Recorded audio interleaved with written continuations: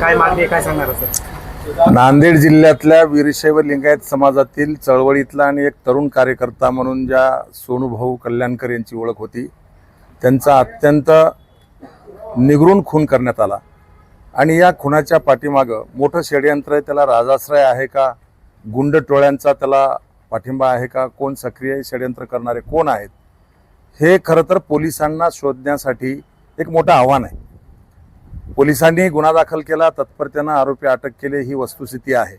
परंतु पोलिसांच्याच वतीनं सोनूसुद्धा क्रिमिनल होता अशा प्रकारचा नेरेटिव्ह सेट करण्याचा प्रयत्न झाला. ते आम्ही या ठिकाणी खोडून काढतो आहोत. सोनू कल्याणकर एक खोटा गुन्हा सोडला तर दुसरा कुठलाही गुन्हा नाही.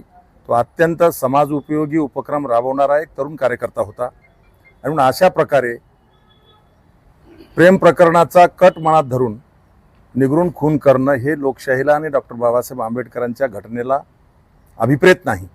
अशा प्रकारचा निगरून खून हा एकच नाही, म्हातारी मेल्याचं दुःख नाही, काळ सोकावू नये म्हणून आम्ही नांदेड जिल्ह्यातून सर्वच प्रमुख मंडळी, वीरशैव लिंगायत समाजातील सगळ्या संघटना, राजकीय पक्ष, सगळे प्रमुख मंडळी आज चिंतन बैठक